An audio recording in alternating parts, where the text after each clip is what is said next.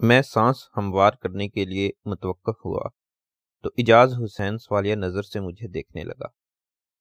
میں نے اپنی بات کو آگے بڑھاتے ہوئے کہا، ڈاکوؤں کا وہ بدماش ٹولہ براتیوں اور دلہا دلہن کی نقدی و زیورات کے علاوہ وہ سوٹ کیس بھی اٹھا کر اپنے ساتھ لے گیا ہے جس میں دلہن کے ملبوسات اور دیگر استعمال کی قیمتی اشیاء رکھی ہوئی تھیں۔ مجھے بتایا گیا ہے کہ دلہن ایک دو طلائی زیورات بھی اس سوٹ کیس میں موجود تھے۔ مجھے پورا یقین ہے کہ ڈاکو اس سوٹ کیس کو اٹھائے ہوئے اپنے ساتھ زیادہ دور نہیں گئے ہوں گے۔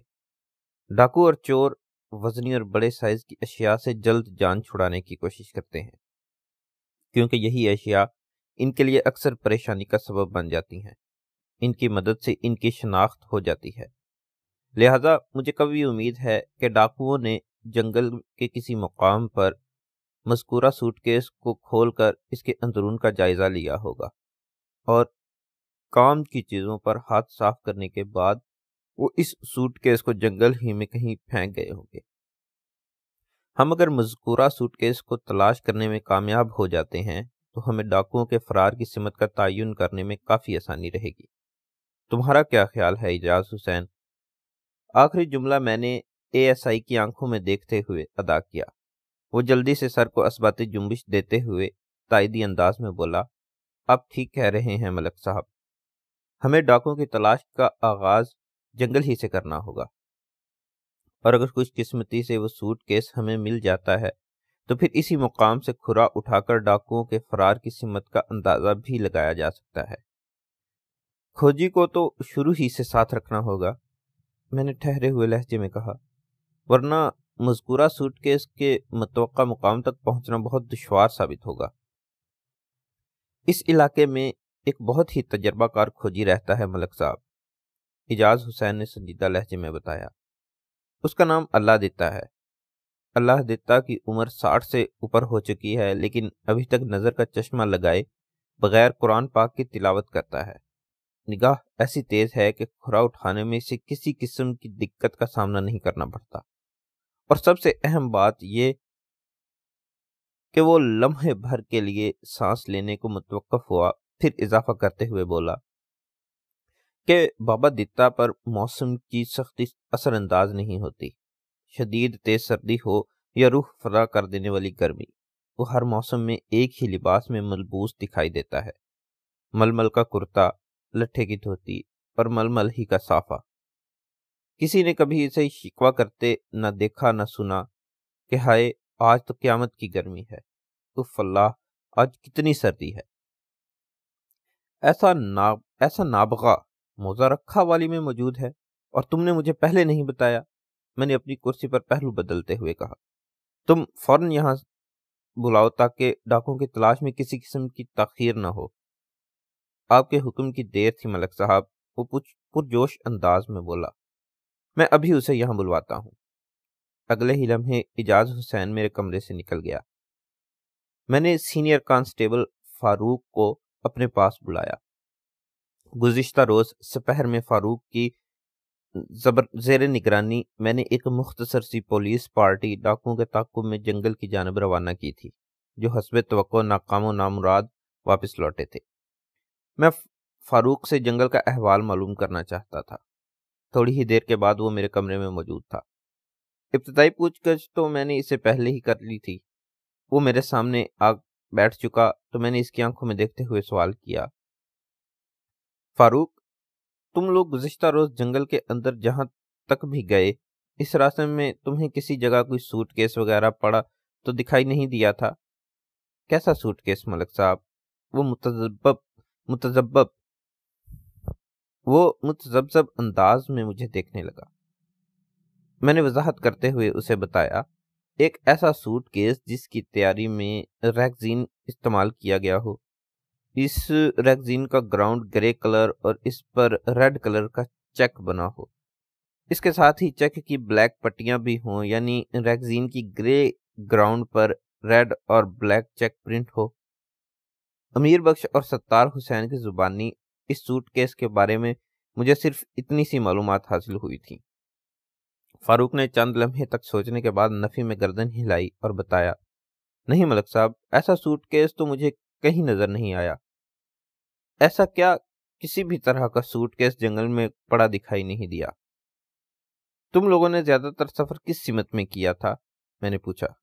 ہم جائے وقوع سے سیدھے شمالی سمت میں گئے تھے، جیسا کہ براتیوں نے ڈاکوؤں کے فرار کے حوالے سے نشاندہی کی تھی، فاروق نے سنجیدہ لہجے میں بتایا۔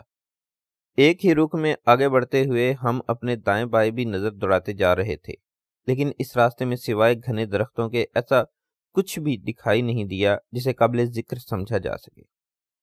تھوڑی دیر پہلے ASI اعجاز حسین سے ہونے والی گفتگو میرے ذہن میں تازہ تھی۔ اس کی روشنی میں میں نے فاروق سے سوال کیا، یعنی تم یہ کہنا چاہتے ہو کہ تم لوگوں نے جنگل کے مشرقی اور مغربی حصوں کا بالکل رخ نہیں کیا؟ جی ہاں، حقیقت یہی ہے، اس نے جواب دیا۔ میں مزید چند منٹ تک فاروق سے بات چیت کرتا رہا۔ ہمارے موضوع کا مرکز و محور ڈاکو اور جنگل ہی تھے۔ میں نے اسے آئندہ لاحیہ عمل کے بارے میں بھی بتایا کہ میں نے کس طرح کھوجی اللہ دیتا کی مدد سے ڈاکوؤں تک رسائی حاصل کرنے کا پروگرام بنایا ہے۔ اس نے بھی کھوجی اللہ دیتا کی تعریف کی اور فرمائشی انداز میں مجھ سے کہا، ملک صاحب، میری یہ خواہش ہے کہ اس مشن میں آپ مجھے اپنے ساتھ رکھیں، جیسا کہ بکریوں والی چاچی کے کیس میں ASI صاحب آپ کا ساتھ دے رہے ہیں۔ فاروق کا اشارہ ASI اعجاز حسین کی جانب تھا۔ میں نے اس کی تمنا پوری کرتے ہوئے مضبوط لہجے میں کہا، ٹھیک ہے فاروق، اس مشن میں تمہیں اپنے ہمراہ لے جاؤں گا۔ وہ تشکرانہ انداز میں مجھے دیکھتے ہوئے بولا، بہت بہت شکریہ ملک صاحب۔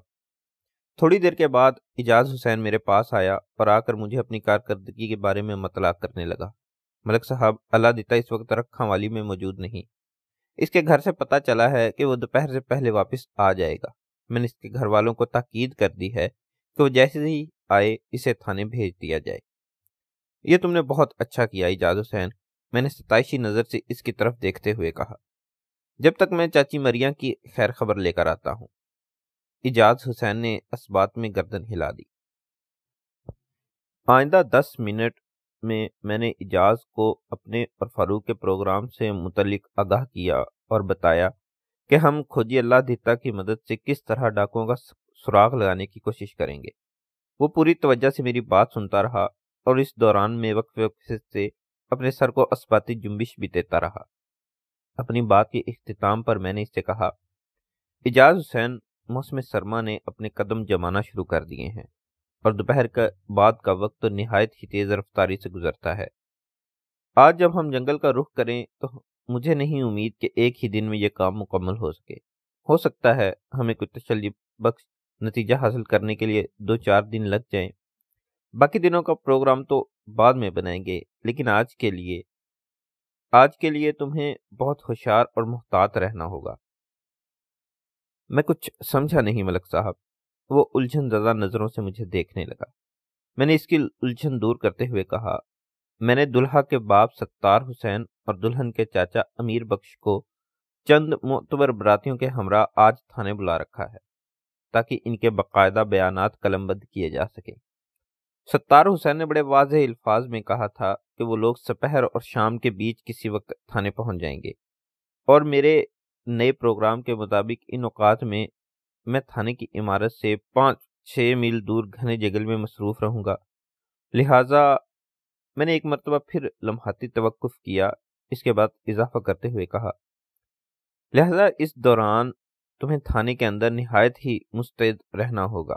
تھانے کے دیگر معاملات کو ہینڈل کرنے کے علاوہ تمہیں ڈاکو کی کارروائی سے متاثر ہونے والے لوگوں کے بیانات بھی لینا ہوں گے۔ اب فکر نہ کریں ملک صاحب، وہ اپنے سینے پر ہاتھ رکھتے ہوئے بولا، میں آپ کی غیر موجودگی میں یہاں کے معاملات کو بڑی خوبی سے سنبھال لوں گا۔ آپ کو مجھ سے کوئی شکایت نہیں ہوگی۔ شاباش اعجاز، میں نے توصیفی انداز میں کہا، مجھے تم سے یہی امید تھی۔ کھرل صاحب تو جناب کسی کام میں گھسنے ہی نہیں دیتے تھے۔ اس کا واضح اشارہ سابق تھانہ انچارج مجید کھرل کی طرف تھا۔ سب کچھ انہوں نے اپنے ہاتھ میں لے رکھا تھا۔ تھانے کے عملے کو وہ بس ہر کاروں اور پیادوں کے مانند دوڑاتے رہتے تھے۔ اعجاز حسین، میں نے ٹھہرے ہوئے لہجے میں کہا، کسی بھی بساط پر تم پیادوں کو اتنا سمجھو، ان کا اپنا ایک خاص کردار ہوتا ہے، بھاگ دوڑ تو ان کا مقدر ہوتی ہی ہے، لیکن کھوپڑی میں رکھا ہوا دماغ اگر ٹھیک ٹھیک کام کر رہا ہو تو انہی پیادوں کی چالوں سے کھیل جیتا جاتا ہے۔ ملک صاحب وہ خاصے تلخ لہجے میں بولا، کھرل صاحب کی گردن کے آخری سرے پر کھوپڑی اور کھوپڑی کے اندر دماغ تو موجود تھا، لیکن وہ دماغ صرف اپنی آن بان اور فائدے کے حوالے سے ہی چلنے چلتا تھا۔ اپنے تھانے کی ساخ اور عملے کی کارکردگی سے انہیں کوئی دلچسپی نہیں تھی، اور نہ ہی وہ کسی کو ہاتھ پاؤں اور دماغ ہلانے کا موقع دیتے تھے۔ مجید کھرل صاحب مجھ سے پہلے اس تھانے میں کیا کرتے رہے تھے، اس بحث میں جانے کا کوئی فائدہ نہیں اجاز حسین، میں نے گہری سنجیدگی سے کہا، لیکن میرا یہ تم سے بلکہ اس تھانے کے پورے عملے سے وعدہ ہے کہ ہر شخص کو اس کی سطح پر صلاحیتیں آزمانے کا بھرپور موقع فراہم کروں گا۔ میرے اس عہد کی مثال تو تم خود بھی ہو۔ میں نے لمحاتی توقف کر کے گہری نظر سے اس کا جائزہ لیا، پھر اضافہ کرتے ہوئے کہا، بکریوں والی چاچی کے کیس میں میں نے نہ صرف تمہیں بلکہ تمہاری گھر والی رضیہ کو بھی ایک اہم مہم پر لگا رکھا ہے نا؟ اجاز حسین نے اس بات میں گردن ہلانے پر اتفاق کیا۔ کانسٹیبل فاروق نے سوالیہ نظر سے باری باری مجھے اور اے ایس آئی کو دیکھا۔ رضیہ کا ذکر نے اسے چونکنے پر مجبور کر دیا تھا۔ رضیہ کے ذریعے بکریوں والی چاچی اور اس کی بیٹی نرگس کے معاملے کا کھوج لگانے والی بات صرف میرے اور اجاز حسین کے درمیان ہی تھی، لہٰذا فاروق کان کھڑے ہونا بے سبب نہیں تھا۔ تاہم یہ اچھا ہوا کہ اس حوالے سے اس نے کوئی سوال نہیں کیا۔ میں ان لوگوں کو تھانے میں چھوڑ کر چاچی مریا کی طرف چلا گیا۔